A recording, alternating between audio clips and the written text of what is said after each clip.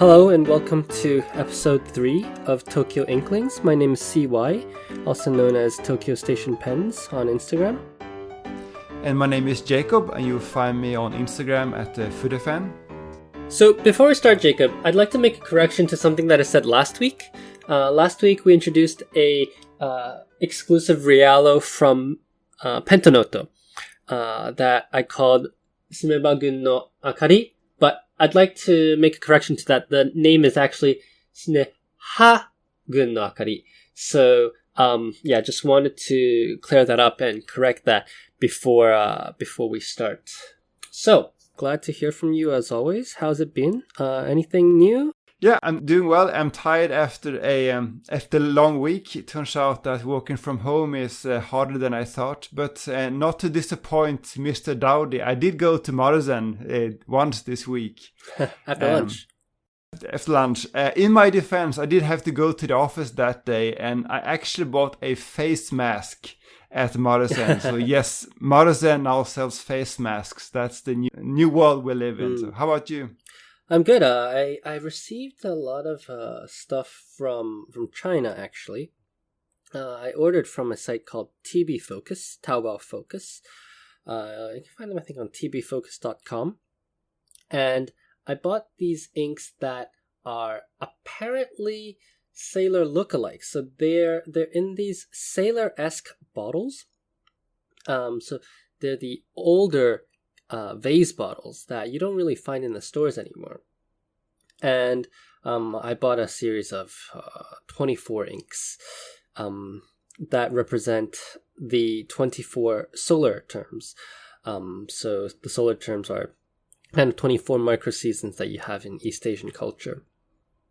And what's interesting about this is that Sailor in Japan have phased out the use of the vase bottles, presumably because I think it was too expensive to keep producing the vase bottles. Instead, they've opted for the square bottles or the smaller kind of like 15 ml type bottles. I'm not quite sure exactly how much those smaller bottles are, but it's the one that the Sailor Ink Studio comes in. But on the other side of the water, Chinese manufacturers have picked up not just Sailor but also Pilot Iroshizuku lookalike bottles. So it seems like the manufacturing of these bottles were not done in Japan, but reasonably also due to costs in China. And the ink manufacturers in China have started to pick up and use these bottles and sell them over Taobao or AliExpress. Do you know anything about that? So I'm not an expert on it, but I've also bought some inks from China recently, and unlike you, I went for AliExpress, which is the easier solution where you don't need to go via a shopping agent. And I got this. I couldn't tell what brand it was because the problem with AliExpress is that every product listing is just a soup of SEO keywords. But so what I did, as I often do when I want to know something about Chinese brands, I went to Fountain Pen Network. And there's one guy in particular on Fountain Pen Network called Mech4i, that's his handle. And he knows more than anyone probably about these Chinese brands. And he explained that there's been this explosion of small boutique brands in China, but many of them, they don't make their own ink. So there's this brand called Trammel, which is a big OEM manufacturer. And so many of these inks are actually made by this Trammel brand. And Trammel also make their own Trammel branded ink. So that seems to be one of the big brands over there. Yeah. And I have a Trammel pen, thanks to you, which is this frosted demonstrator, and they hold I would say, let's say a Western size number 5 nib, around a Yo 5, but it's the perfect holder for Pilot Parallel nibs. So I've been using that as my parallel holder, and it's absolutely, it's a good pen. Yeah, it's also a very beautiful pen. I know that one of the popular Chinese pen reviewers, Chris Rapp 52, he was not a big fan of this pen. I can't remember what his comments were, but I really like this pen too because it is very beautiful and it seems to be very, very well made too. Yep, it's sturdy. And then on the other side of the spectrum, I did a bad thing, Jacob. Tell me. I bought another Montblanc 146. Now, there's a reason for it. I mentioned a few episodes ago that, or maybe it was last episode, I was expecting a 1950s 146 to be mailed to me during the Marzan Pen Show, but unfortunately, due to the virus and everything got canceled, our friends couldn't come to Japan. So I still have that pen. It's safe with my mother in the US. But I couldn't resist. I found this 1950s 146 on Yahoo Auctions for about $400 US. And it's beautiful. I love it. It needs some work on the nib. And there's a small crack on the cap. But other than that, it's really perfect. The piston action is smooth. And I find that you really often find these, maybe not 1950s, but you find a lot of Montblancs on Yahoo Auctions, often for a very, very good price. I think modern ones, they go for something like $250. But so did you know, by the time you were bidding on that auction, did you know about that crack? Was that clear from the auction listing, or was that a surprise when you got the pen? The thing is, under normal use, you wouldn't even see it. It's a hairline, and I think this is something that I might consider urushi. We don't know how urushi will react with celluloid yet, but I think it's something it's really, really minor. Okay. Yeah, and it has a long ink window, which is very rare. So to get it at about $400, I think it's severely underpriced. And you're a bit of a Mont Blanc collector, right? You have a few of them by now. I wouldn't call myself a collector, but I have a few. Would it be correct to say that you have more Mont Blanc pens than pens of any other brand? Yeah, I have more Montblanc pens than I have fingers on one hand. Yeah, so you're definitely a collector then in my mind. Okay. So news. We have a lot of news actually today. Some exciting stuff about Mitsukoshi Itoya. So Itoya is opening up a new store in Mitsukoshi, and Mitsukoshi in Nihonbashi. So that's across the street from Maruzen. Yeah, it's actually not that well. Yeah, it is still Nihonbashi, but it's more toward the Muromachi side, so it's a little bit of walk. But yeah, we're not talking about any great distances here. Right. Before I give my thoughts, what do you think about the opening of Mitsukoshi Itoya? Well, I think the first thought everyone has is that not only is it fairly close to Maruzen, but it's also not too far from Itoya's own flagship store in Ginza, right? But you had some thoughts on why this would still make sense, right? Yeah, so when I first saw this news, I was utterly confused because, Itoya Ginza, it's such a big and beautiful store. It's only 10 minutes away. I think 15 minutes by foot if you're really, stretching it. But it's really not far away.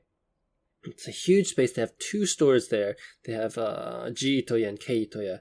So why would Itoya open up a store that's just so close to Maruzen where, I think Maruzen does have quite a loyal customer base. And then I thought about it, and I realized that it's because of the way that retail works in Japan and the way that department stores have power, but also a special relationship that department stores work with retailers. So in Japan, you don't pay rent to the department stores. You pay what's called a variable rent. And what happens is that if you make 0 sales, you don't pay any rent. But if you do make sales, a percentage of that sales goes into the pockets of the department store. So what it means for Mitsukoshi Itoya is that for Itoya, there's no business lost because they don't care. They don't pay rent. But for Mitsukoshi, they closed their fountain pen area last year, sometime soon after their spring event, which was the last event that they had for the fountain pens. But I'm guessing that Mitsukoshi still wants to have a fountain pen area because that's quite important. I think in Japan, all the big major department stores have fountain pen areas, and even the DIY stores have a fountain pen area. So if Mitsukoshi wants to have a fountain pen area, but they don't want to have the financial burden of holding inventory, and they don't want to invest the time in the merchandising, etc., they can sublet it to Itoya, and Itoya already has inventory that it can spread across several different stores. So in the end, it's actually a win-win for both Mitsukoshi and Itoya. I'm not sure how the business will go, but I mean, it makes sense. And then you mentioned that spring event. So for those who don't know, for the last few years, there's been 2 major retail events in March. The first week of March was usually Maruzen, and then 1 week later there was Mitsukoshi's event. And although there was always a bit of an overlap, they were still sufficiently different that the Mitsukoshi event was still interesting. Mitsukoshi had their own exclusive inks. They had a different set of small shops coming to the event. So it was interesting, and I think people were unhappy when they closed the stationery floor and just canceled the event last time. So the open question now is whether this means that Mitsukoshi will have a retail event again, because I can't think off the top of my head of any Itoya events that are similar to Maruzen's pen fair. As Itoya we know about their ink events, but I can't think of any like pen fairs similar to Maruzen's pen fair. Yeah, and I think that would be very, very interesting. For sure, we'd be going to that. Yeah, definitely. So let's hope for the best. Yep. Any other news from you, Jacob?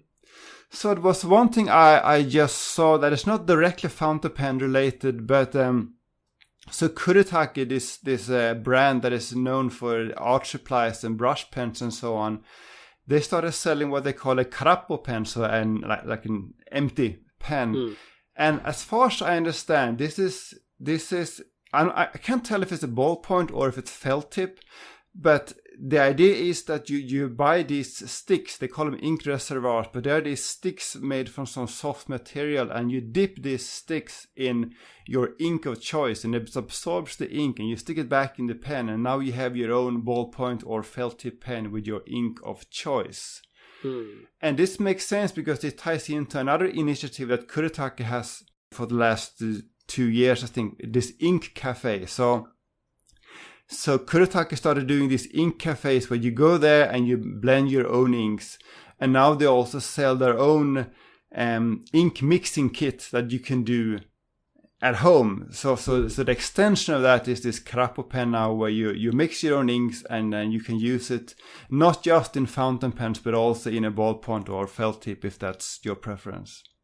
Yeah, I think it's felt tip. If it was a ballpoint, I would be very, very interested. I think it's a felt tip. My question is, do you know if you can change or clean out the ink? Now, I think it specifically said that you cannot. But it makes sense given the price. I can't remember exactly, but it's a very cheap pen. So yeah, it's you ink it up once. Well, I guess it's time to go out and buy 100 of them. I have to do that.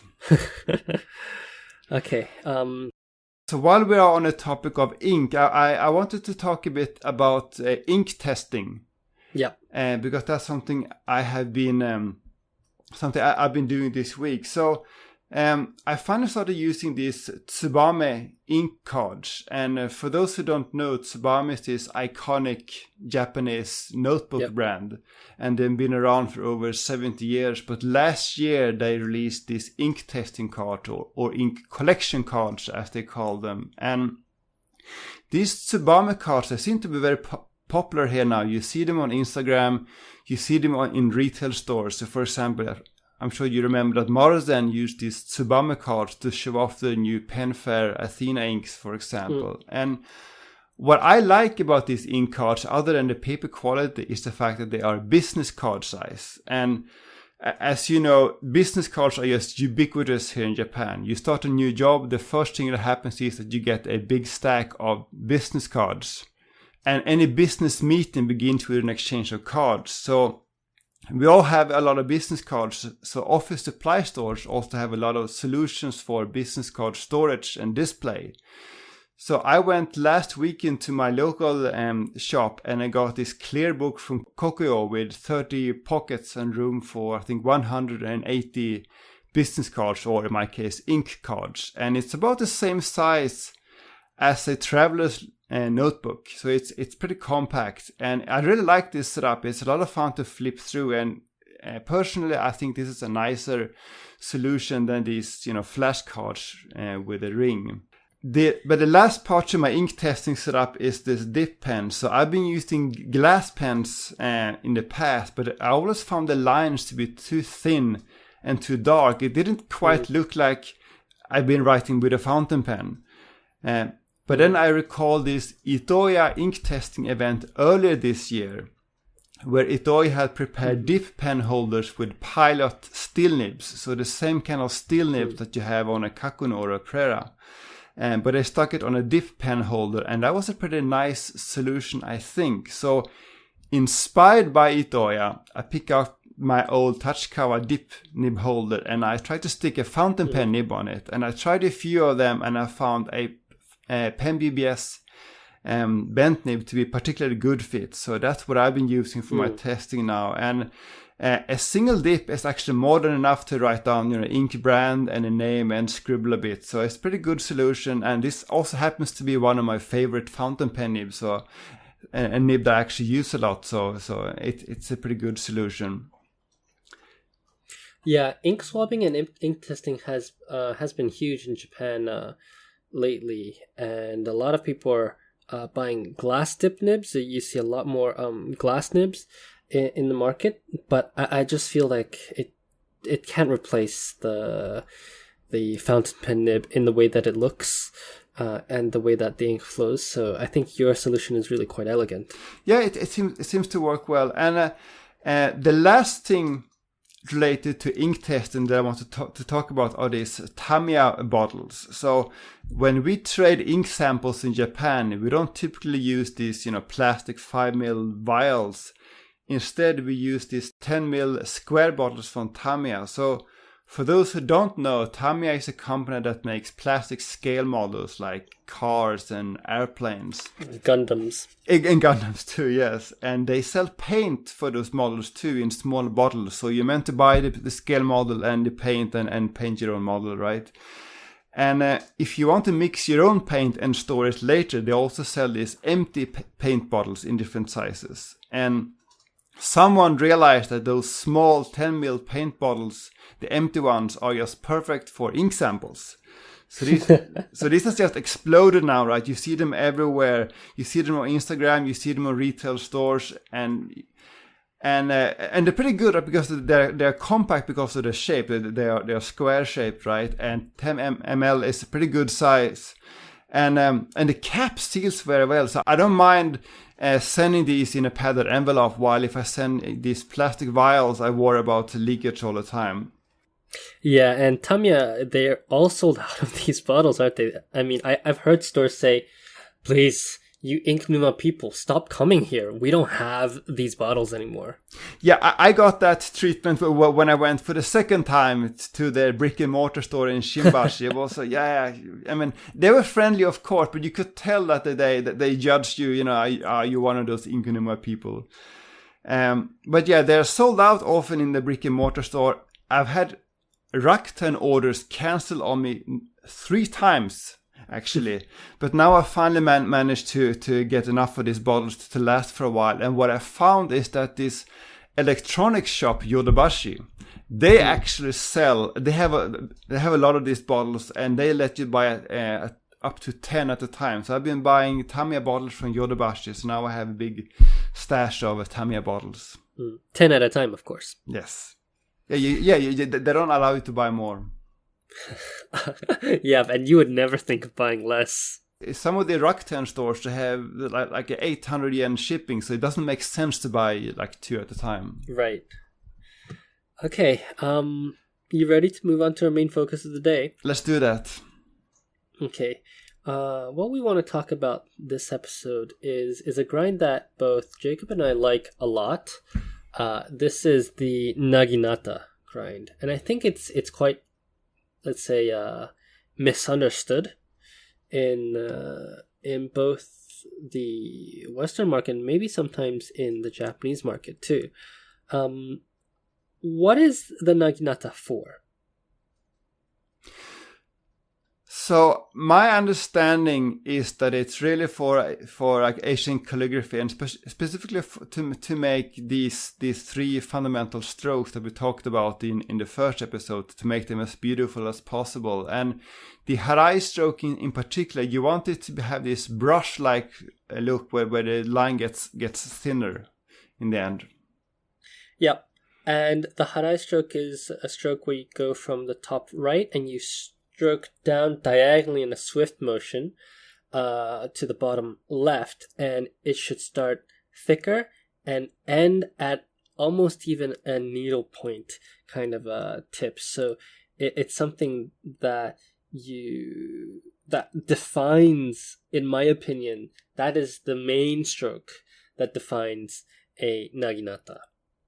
But Jacob, as we've already talked about, you use the naginata for English, and I'm curious as to why, like, what is it about the naginata for English writing that you find it adept for? Well, I like naginatas for the same reason that I like architect nibs. But I'm struggling to use architect nibs correctly. They cut through the paper if I don't hold it the right way. So for me, a naginata is really just a more forgiving architect grind. Right. And then I think, if I'm not mistaken, you write, you're left-handed, but you write as an underwriter. Yes. So there's almost no difference from a right-handed writing experience. Yeah. From what I can see. But you write also at a slant. I do write at a slant, yes. And I think writing at a slant gives you it allows the nib to show off its property more than, let's say, writing at a vertical angle. Yeah, that may be true. Yeah. But what makes a naginata? I mean, what is it? How does one define a naginata? I think that in terms of the tipping shape, the naginata is defined by a triangular shape rather than the architect, which kind of looks like an eye. I think the naginata looks like a pyramid. And what's interesting about the naginata is that the size, so let's say M, B, M, F, F, whatever, it's not determined by the size of the tipping in the traditional sense, or rather, it's not determined by the size of the writing. So you can have a naginata MF, and when you write with it, it writes like a Western triple broad. It's rather defined by the size of the tipping horizontally. So similar to an architect, the bigger the horizontal tipping is, the bigger the naginata is defined as. So I think that's quite interesting. And the smaller the size naginata, the thinner profile it has on the tipping. But then when you write English characters, it doesn't necessarily make too much of a difference whether you write with an MF or a B. That's my experience. Yeah, I would still say that a naginata B is so broad that you almost don't see much of that architect like line variation. It's almost too difficult for me to use, but a naginata M to me is just perfect. Yep. And naginatas have quite an interesting history, because what we know as a naginata now actually predates almost Sailor. The naginata grind in the Japanese and the Chinese pen sphere is almost compared to a old, like vintage Mont Blanc EF style nibs. You've heard that before. Yeah, I would like to do more research on that, but I know that there's this category of like 70s Mont Blanc EF grinds that are considered to be almost, maybe accidentally, but considered to be very good for Chinese handwriting, and there are nibmeisters who are trying to recreate that particular grind. Yeah, and I've read on several different sources that, and even in Sailor's literature, I believe it says that Nagahara Senior, he rediscovered the secret to making naginata grinds. I don't think the literature says he invented it. And the way that I read this then is that Nagahara was studying how to make something interesting, and according to several sources in Chinese, actually Sailor had offered grinds that were similar to the naginata even pre-war. But post-war, because they needed to focus on commerciality, they stopped the production of these kind of nibs for a while, and then Nagahara Senior brought it back into the commercial line. And that's quite interesting, because then if we think about it like that, Sailor has really done a great job at marketing this nib, and it seems that marketing is as much the reason for success for the nib as the nib itself.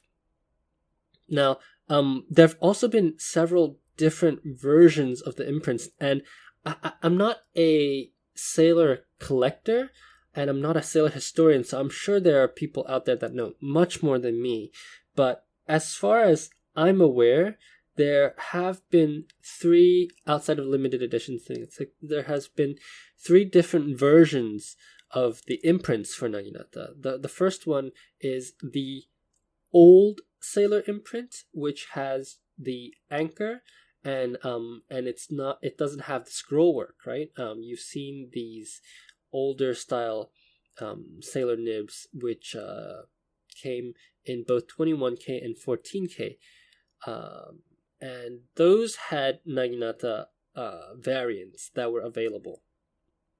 And Nagahara Senior mostly, I believe, were grinding those. And then you have the, let's say, the modern Sailor imprint with all of the scroll work. It's the same one that comes with the Sailor Pro Gears and the 1911 Large, which is known as the Prophet 21 here. And then they stopped the production of those sometime in 2015 because they couldn't meet the demand, or they stopped the regular offering because they became too popular and they couldn't keep up with the demand. And then sometime in 2017, I think, they relaunched the naginata into the market with the Sailor specialty nibs. And those have a new imprint which does not have the scroll work, but I think still looks very, very handsome. They do, yes. They also cost a whole lot more than the previous ones. Yeah. How much did you get your naginatas for? So I remember I got my first one I got from Amazon Japan for 20,000 yen. Mm-hmm. And I think today the new ones are like between 50 and 60,000 yen, right? The latest ones. Yeah, that's a significant markup. I got my Nagahara Junior nib from the Maruzen Pen Show in 2015ish, and I was lucky enough to stop by the sailor counter, and they had 3 left. And it was one of the only places that you can pick up a naginata right there and then. So I think I got mine for about 20,000 Japanese yen. And now I see people trying to sell them for ridiculous prices. They're trying to sell them for like $450, which to me is almost crazy. But I remember there was this transition period where Maruzen, for example, they sold the old naginatas and the new naginatas side by side. So the old one with the old price and new one with a new price, which was pretty interesting. Yeah, and it was probably due to the way that they kept the SKU. Yeah. Is that they had to sell them at their respective retail prices, because I assume that the SKU code is different. And by the way, speaking about the different naginatas, I only tried one of the Nagahara senior nibs, and I don't know from what era it was. I don't know if they changed over time, but the one I tried it was different from the Nagahara Junior nibs that I'm used to in 2 different ways. It felt more sharp, more toothy, and also it had almost like a Waverly-like, but more slight bent up, I would say. Yeah, that's interesting because you're right about the bend up. It has more tipping, and it's more rounded. And I know that there's a subset of naginata collectors that chase specifically Nagahara senior grinds, because they're so distinctive that you can tell if it's a Nagahara senior or a junior grind just by looking at it. And we have one, we had our friend Alessa, she has a senior nib, and we tried that at her house. I would say that I suspect that one, the tines are misaligned, but the lines that come out are broader, I believe, than the Nagahara Junior ones, which then brings us to talk about the Nagahara Junior grind, and his grinds are significantly different. And I said earlier that there's a subset of people who chase specifically Nagahara senior grinds, but for me personally, I think Nagahara Junior has the better grind on the nib. What it's defined by is that the top is quite flat, and it ends at a really sharp point. And what this means is that harai stroke that we were talking about, you can really get it to be really sharp and defined when you bring the stroke down on that diagonal stroke. Yeah, and now that Nagahara has left Sailor and is doing his own nib grinding, he seems to have evolved this grind further. So I remember last time we went to that Bongbox event where he was doing nib grinding, he called it a konata, and he was particularly happy about how he was able to take nibs with just a little bit of tipping. I think he had like a Lamy Safari F or M nib, and he turned it into what he called a konata. It's like a small naginata, and it was actually really nice. Yeah, and naginatas you can make from all sorts of nibs, but I think for let's say what we consider traditional naginatas, the best is on a pilot course, platinum course, music zoom, or Sailor zoom, or sailor music. But I've made some on Mont Blanc M nibs as well, because they have a sphere of tipping at the end. So I have one, what I guess Nagahara Jr. would consider a konata, on my 1912 heritage Mont Blanc. Yeah.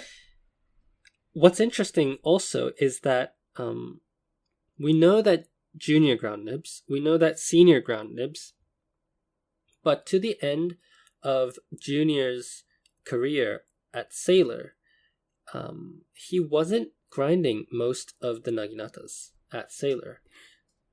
Yeah, I think he said that for that special edition Ebonite King of Pen that they did recently, I think he said that he only did the broad naginatas. Yeah, that's what I heard as well.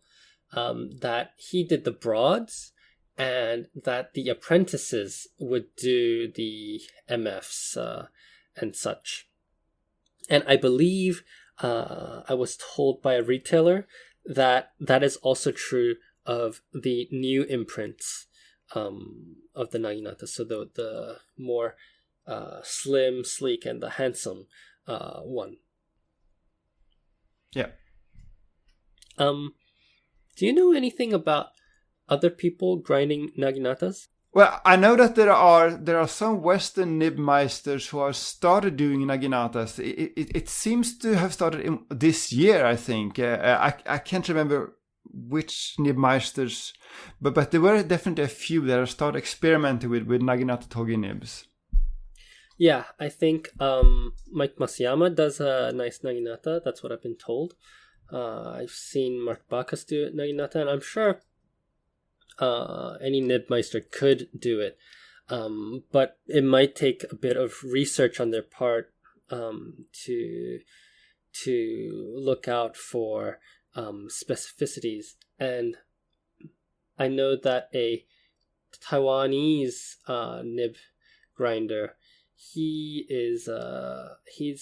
I think his name is Tommy Zhang, and he makes a naginata that a lot of people seem to enjoy over there. I agree that there seem to be more and more nibmeister doing naginatas. So my question then is how that will affect the demand for Sailor's own naginata togi nibs. Yeah, I agree, because obviously now, especially with Nagahara Jr. Coming out to grind naginatas on all sorts of brands, I think there will be much less of a demand for the Sailor specialty nibs. But at the same time, I think, and it depends on who you talk to, a lot of people are purists, and for the pen enthusiasts who associate naginata with Sailor, I think a lot of them will still want a Sailor naginata, and of course I'm sure they will go out for the Nagahara naginata as well. So we know that Nagahara is happy to do naginata togis, he's happy to do his Furudeman, and he's happy to do Concord nibs, but what he won't do, at least what he's saying now, that he won't do is multi-layer nibs. So I suspect that there will still be a high demand for the cross music and so on, but it may be perhaps the demand for naginata togi and the Concord and so on might go down a bit. Do you know why he won't do them? I know he said that they are difficult to do even for him. He talked about how he was working on one and it took him like 3 attempts. So he wasted, I think, 12 gold nibs trying to make something. So I think it's just a matter of like risk and cost. Yeah, and probably because he doesn't have a supply of gold nibs anymore. Right. I guess if he were to offer layered nibs in a hypothetical situation, it will probably be pre-made rather than on the spot. Yeah. Yeah. And speaking of layered nibs, we talked about the naginata togi, that is the standard naginata, but actually the naginata has evolved within the Sailor brand to include all sorts of different nibs. So I want to go through them very briefly for our listeners. You mentioned the Concord and the Fudedemannen. Well, those actually belong in the naginata family. The naginata Concord is a bent nib that bends downwards, which, as you mentioned in episode 1, was originally invented for drawing and artistic purposes. So it bends downwards, and it writes as I have a Nagahara Senior Naginata Concord. I believe it's an M. So it writes as an M nib regularly, and then you turn it around, and it becomes this juicy, fat.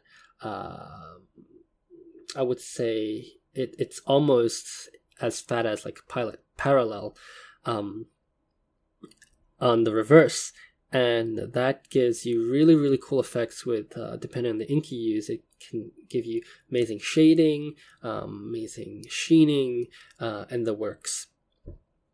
Then we have the Naginata Fudedemannen, and the Naginata Fudedemannen is almost the opposite, I would say, of the Concord. So it's bent upwards, and I've made a few of these myself. And they write fat lines on the normal side, and a let's say, depending on the size of the tipping, a M, B, whatever you want to have it, on the reverse. And I know some amateur grinders who've even done an italic on the reverse side, and those look really, really good. But I would say that of the Naginata family, the one that writes the best Chinese characters is the Fudedemannen. I think it has the most character to the strokes, and you can really see that variation in the Harai stroke. And that's what I personally prefer to use if I want to really have fun with my Chinese characters. And just one thing to add to that, and one possible source of confusion is that Sailor has both Fudedemannen and Naginata Fudedemannen. So the nibs that are just called Fudedemannen are these cheap and cheerful steel nibs that are popular among artists and so on. And then you have the Naginata Fudedemannen that are quite expensive gold nibs. Yes. And the Fudedemannen comes in both 40 degrees and 70 degrees, I believe. Yeah. And if you're looking to do, obviously this depends on your grip angle. For me, the 70 degrees works much better. And then you have the Saibitogi. The Saibitogi is also, I believe, quite popular with artists, isn't it? Because it's a really, really fine nib. I'm not sure if they make that one anymore. I know it disappeared for a while, but yeah, that is the needlepoint style grind, and it's very, very fine. Yeah, and I would say on the reverse it writes like a regular naginata. And I think the only ones that are available now of the ones that we just talked about are I'm not sure if the Concord is still available either. Maybe it is, but for sure the Naginata Togi is available. So those are the single layer nibs. What's interesting about the Naginata is that then you have these suffixes, and the suffix of emperor means that there's a gold overfeed tab that is attached on top of the nib. And this tab it's not welded to the nib, it's actually a separate piece. So when you pull out the feed from a emperor, you will find that the tab will come out. So if you ever do that, not that I recommend it, but if you do, you should notice that the overfeed does come off, and you should be careful not to lose that, because that little thing is extremely expensive.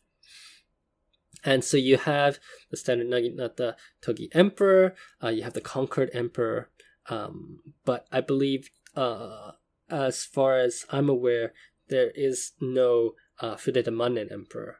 On my own Fudedemannen, I've attached the Emperor nib, and what the Emperor tab does is that it draws the ink. So the Emperor tab is kind of curled, and you rest that curled part on the breather hole. And what it does is that it draws ink through capillary action up to the hole. And what that does is that it makes your nib extremely, extremely wet. When I had my naginata with the Emperor tab, it was so wet that I couldn't see any shading. But with the Fudede Mannen, it helps draw out enough ink that you can really enjoy the thick juiciness of that nib. So those are the single layer nibs, and then you have the double layer nibs, and those are the cross nibs. And the regular naginata shape is it's the cross point. The cross point is like a naginata, but it's a double layer. And I think Ralph Reyes, he's making these style nibs. But his nibs are interesting because they have very unique overfeed designs and very unique double layer style kind of welding. So that's quite interesting, and that's quite unique in the pen market, in that I believe he's one of the only ones outside of Sailor who are doing these stacked nibs. The Cross Concord is a reverse. I would say it's a Saibitogi version of the Cross series. So again, a stacked nib with the naginata on the reverse. And the Cross Music. The Cross Music is interesting because this one is a I would say it's a 2-layer architect nib. And this Cross Music, I've tried it at the Shosaikan shop. It's fantastic. And then these cross points, the Cross series also has an Emperor series attached to that. But I would say the most rare naginata nibs are the King series. And as far as I know, there are 2 official King nibs. There's the King Eagle nib, which is a 3-layered naginata, and it's in the traditional shape of the naginata. And then there's the King Cobra, where the extra tines are underneath the main tine. I've had the pleasure of writing with the King Cobra nib while at one of Nagahara Jr.'s grinding sessions, and that thing was, it was a fire hose. It was very, very interesting. I would love to own one, but it's probably not suitable for any kind of writing. Neither the King Eagle, I'd imagine. And those 2 have an Emperor variant. And then there's a rumor of a third style King nib, but it was never, it didn't make it to market, unfortunately. And these King nibs, they are what the Sailor maniacs and the Sailor collectors want to hunt, and they're extremely rare, extremely expensive. I think the prime time for Sailor collecting was probably around 10 years ago, when it was still relatively, let's say, uncommon for people to know about naginata. But overall, I would say if you're looking to write with a naginata, for the basic audience, probably just the standard naginata togi is the only thing that they'll ever need. Maybe the Concord, maybe the Fudede Mannen. Yes, every once in a while you see Yahoo auction listings for King Eagles and King Cobra, and they tend to go very high because you have these collectors, as you say, in China, Taiwan, Hong Kong, and Japan, that they're all fighting over these nibs. They're so rare and they're so sought after. I have tried them myself. I tried both the King Eagle and King Cobra, and what I will say is that although I really appreciate, the craftsmanship and all the work that goes into making these nibs, I personally don't think they're any more fun than, say, a Concorde or a footy nib to write with, especially if you put like an Ebonite feed or an Emperor tab on them. Yeah, I do want to have a cross nib, but I agree for practical purposes, the king nibs, they're they're ridiculous. They are the Monte Grappa Chaos. Yeah, they're more collector's items. Yes, and you have a Concorde that's done from, I think, a Yovo nib. Is that correct? Yeah, actually from a box. Yes. Box. So there was, I think, last year there was this Bong Box. Naga had a nib grinding event, and first I just went there. I brought one pen because my intention was to get one nib ground to naginata togi. But while Nagahara was grinding, he showed me a Concorde nib that he done on a Twisby or whatever it was, and I liked that Concorde so much that I decided to buy a pen because I didn't have any other pens with me. I decided to buy another pen to get ground. I went to Eboya because they had their own booth next door, and I went and bought an Eboya Natsume, I think it's called. And it had Yes. a gold medium nib. Now, of course, gold nibs aren't really ideal for a Concorde, probably. But I really wanted this grind on a pen and a nib that I would actually love using. So that's how I ended up with a gold Bach nib with a Concorde grind. Yeah, that's interesting because you asked me when I made my Fudeta Mannen, why do it on a gold nib? And I've been writing a lot with it, and I found that the softness of the gold nib, it allows the nib to spread. And I'd say my Fudeta Mannen is, when you look at the nib, it's actually semi-flex now when I press on it, and that helps it create an even bigger variance in the line variation. And so I think actually the Fudeta Mannen, obviously the steel ones are great as well, but the gold ones, there's a nice result to that. And while we're on this point, I want to say that a lot of calligraphers from Taiwan, they actually buy a lot of Fudeta Mannens. There's one in particular. I think his handle is let's see, what is it? It's on Instagram. It's inkjoy_the_pen, and he writes beautifully with these Fude nibs, and they are all made of titanium. Actually, his preference is the Fude titanium nibs, and I think you know about this as well. But the company, what company is this again? So I know the English name is 3952. There's a Taiwanese name too, and I think they sell a small number of pens in the West, but they also have these titanium nibs with Fude grinds. I don't think they sell them at all outside Taiwan. At least I've never seen them outside Taiwan. They're quite expensive, but they seem to be popular among these Taiwanese calligraphers. Yeah, and I think that because titanium nibs are also known to be a bit soft, right? And I think that's why they are using titanium nibs. I'm on the website right now, and it seems like they're called Bon Artec Writing 3952. They're also making these Fude nibs from Bach Gold, so they have the flash slit Bach Gold nib, which I think is kind of interesting that they've made into a Fude nib. So I really want one of their titanium.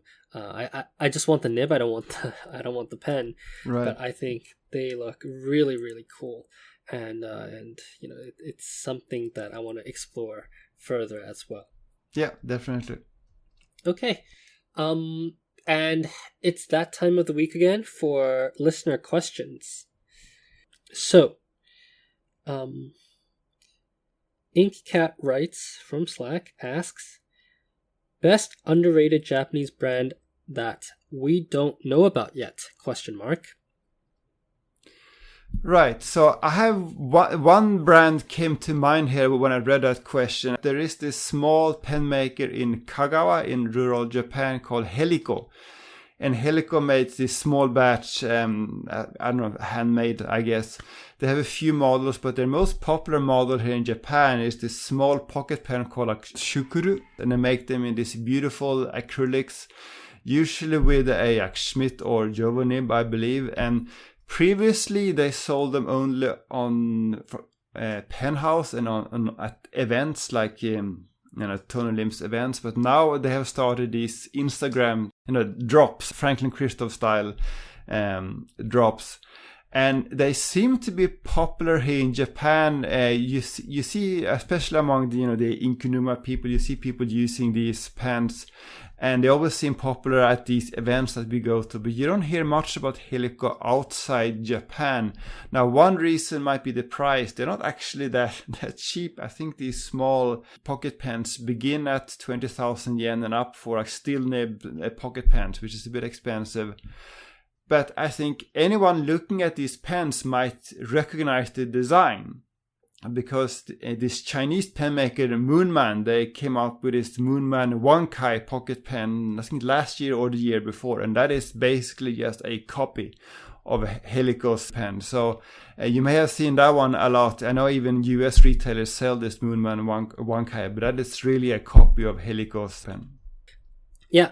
I think they're also really interesting. You see them all over Japan in places like Tokyo Hands. You see them in stationery stores, so they're quite common in Japan. I think you're right that a lot of Japanese people know about it, but not necessarily the Western audience. There is also, I believe, a company out in Kansai who are making celluloid pens. The name escapes me right now, but these cellular pens, I think they make a lot of cellular pens that are fitted with Schmidt nibs, and those are quite interesting as well because first, you don't really see any celluloid pens anymore. It's really quite rare. Okay, now I've pulled up the website. They're called Kyoto Celluloid. So you can find them at kyotocelluloid.com. They make these this koi celluloid that's quite cool, and they also make a series of different pens as well. And they're fit with Schmidt nibs. So obviously, I think it means they have the Schmidt converter, which correct me if I'm wrong, Jacob, is the standard international converter. Right. That's true. Yeah, and those are quite interesting. They have a tortoise shell. They have kind of a pattern that you see on old vintage US pens, the hatched design. So they have a lot of interesting things that if you don't mind a Schmidt nib, or if you want to do some nib swaps and you like converter pens, these pens are quite beautiful. They come in both the cigar shape as well as the flat top. And I personally think that they're very pretty. Probably one of the last places in the world that you can get a modern celluloid pen. Yeah. On top of that, I'd say we mentioned them earlier in this episode, but Kuretake is probably underrated.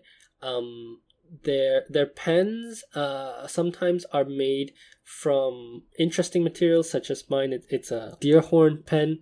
I think it looks very striking, very beautiful. Unfortunately, the trims are a bit cheap looking, but it's an interesting conversation piece for sure. Yeah. What I think that they stand out is their sumi inks, and they have a series of scented sumi inks that come mostly in black. But they call them black green, black purple, blue black. And these are interesting because they are made to smell and feel like old calligraphy inks. So Chinese calligraphy is made of particled, I think they're pigmented inks, that are very deep black, and they have a very distinctive smell. So every child in East Asia knows the smell from their school lessons. And as an adult, I bought one of these inks. I opened the bottle cap, and the smell was extremely soothing. And the ink that I got was quite interesting. I put it on one of my pilots, and I wrote with it on some cheap copy paper that I have from the office, and there was no feathering and no bleed through. So the ink that I got, I think it's called Nuno, Dragon Brain. That one was very, very good, and I enjoyed that a lot. It's a black ink with black sheen, and then to cap it all off, their bottles are also really, really fantastic. They're these beautiful kind of sphere glass bottles with a cross-hatched design all over, and you can buy them in either a plastic cap or a bronze cap. You can actually also buy the bronze cap on its own, and they fit onto Iroshizuku bottles as well. So I would say, for me, the underrated Japanese brand is certainly Mita for their inks. They have some exclusives with Sailor as well, but their own inks, I think, from Kuretake is really good. Yeah, and you're right about this property of pigmented inks, that they work well on bad paper. I remember when I bought some Sailor ink, I think it was one of the Storia inks. The explanation that you got with ink bottle talked about the same thing, how because the ink is pigmented, it works well on all kinds of paper, because it doesn't like sink into the paper and feathers. So that is definitely the good thing about pigmented inks. Obviously, and it bonds. Oh, exactly. The challenge, of course, is that you need to be better with the cleaning and maintenance than with dye-based inks. Yeah. There are also some other various pens that I think are not yet known to the West, but let's save that for our Urushi episode. Sounds good to me. Okay, last question, if I may. Sure. So B-Box asks, is there a big cultural difference in Japan regarding collecting? Are Japanese big collectors in general? So I'm not sure if this is unique to Japan, but the older collectors, these Wagner members, what they have in common, I think, is that they're not necessarily looking for pens that they want to write with. They're looking for historical pieces. There should be pens in like pristine conditions, and there's a good story. The pen tells a story. I mean, this pen was released, on this anniversary, and so on. And these collectors, they don't actually use the pens, right? So they have these pen trays upon pen trays of beautiful historical pens, but they end up writing with a Pilot Varsity or something like that. We know somebody like that. We know someone like that, yes. Meanwhile, you have the younger generation that buy pens to use. They look more at how beautiful pens look with ink in a barrel and how the nib works and so on. Yeah. I agree with you, and we mentioned this a bit also in episode 1, the two types of collectors, the old ojisan collectors. Ojisan means like old uncle. Yeah. Type of fishing vest collectors are the collectors that ooh and oh at these very special, let's say, hard to find pens from different manufacturers of the past, Athena pens, and they're the ones that really drive up Yahoo auction prices. Whereas the newer crowd, they're also happy with steel nibs. They're happy with your standard pens, but they have to look pretty. Older collectors are okay with black pens. Yes, and I think I think that's pretty similar to the West. But I think the second part of the question is interesting. Are Japanese big collectors? I think Japan, as with anything, likes to take collecting to an extreme. Yeah.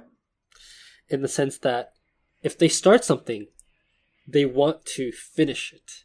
And of course, with collecting, there's no such thing as finishing a collection, because there's always the next thing to collect, right? Yeah.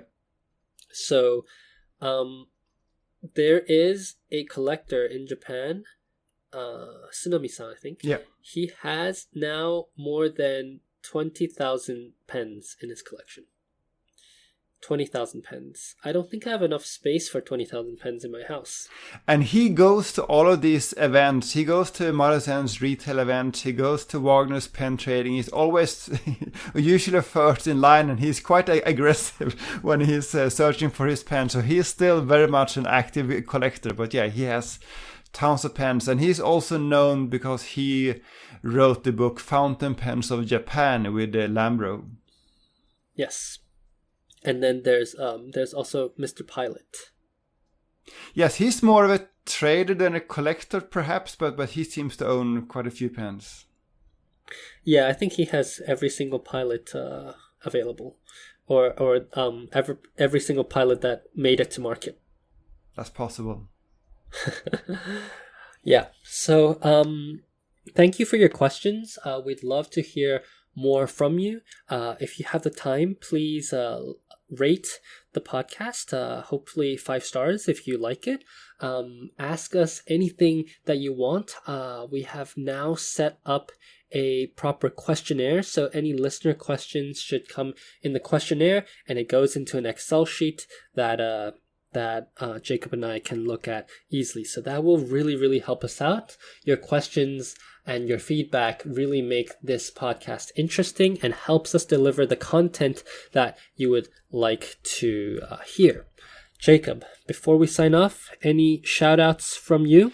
Yeah, I would just say that it was just surreal to listen to the last episode of the Pen Edit podcast and hear the encouraging word from Brad Dowders. I just want to say thank you so much, and we'll do our best to keep this podcast interesting. Yes, I would like to echo those sentiments. Thank you, Brad, for your amazing endorsement and your encouraging words. We'll do our best to make you talk about us every single week. So I'm looking forward to that. Also, shout out to all the retailers out there right now who I'm sure are struggling. There are retailers now doing a lot of interesting things. I would suggest for the listeners to follow Ginza Tsudaya's Instagram. They're doing some interesting things with Instagram and selling on Instagram. So you can find them at Ginza_Tsutaya. That's TSUTAYA. Books, BOOKS, _stationery. And we'll have a link to that in the show notes. I'd also like to shout out to you, the listeners, for really your words of encouragement. And we've had a response that, I don't think either of us could have imagined when we first started this podcast a few weeks ago. Yeah.